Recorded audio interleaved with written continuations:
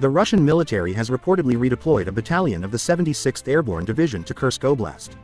This move is part of a larger Russian effort to gather a significant force for a possible future offensive operation against northeastern Ukraine and Kharkiv city. In addition, the Russian military is forming the northern grouping of forces from elements of the Leningrad military district to primarily operate in the Belgorod-Kharkiv direction. This preparation highlights Russia's focus on consolidating its position in these regions as it plans for future actions, demonstrating its commitment to bolstering its military presence on the Eastern Front. Russian forces are reportedly considering an offensive operation to seize Kharkiv city, with elements of the Russian 11th Army Corps, 44th Army Corps, and 6th Combined Arms Army possibly conducting limited offensive actions or cross-border raids into Kharkiv and Sumy oblasts.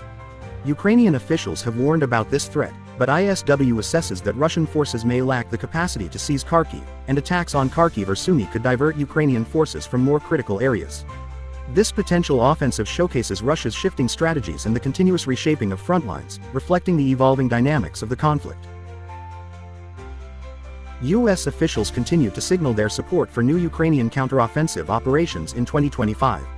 However, ISW assesses that Ukraine should contest the theater-wide initiative as soon as possible, as ceding this initiative to Russia for the entirety of 2024 would offer Russia several benefits. U.S. National Security Advisor Jake Sullivan noted that U.S. military assistance would allow Ukrainian forces to stabilize the front line and seize the initiative, but emphasized that it would take several additional weeks for Western weapons and ammunition to arrive. This suggests a nuanced balance between immediate and long-term strategies for Ukraine's military operations. European intelligence agencies have warned their governments that Russia is planning violent acts of sabotage across Europe as part of a more aggressive and concerted effort against the West.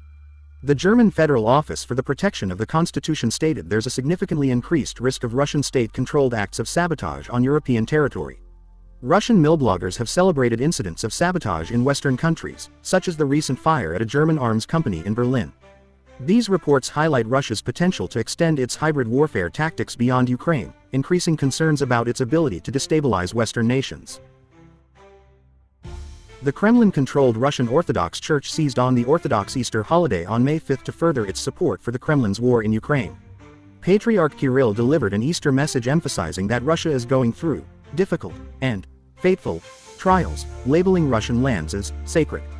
He called on people to pray for Russian authorities and the military.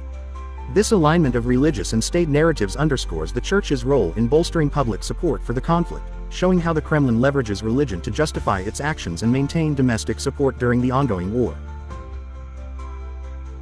Russian forces recently advanced near Kupiansk and Robotai.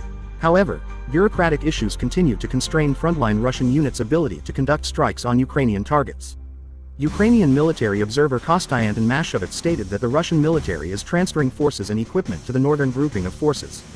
However, he noted that these efforts are constrained by disorganization and logistical challenges. This reflects the internal issues facing the Russian military, impacting its operational efficiency and effectiveness.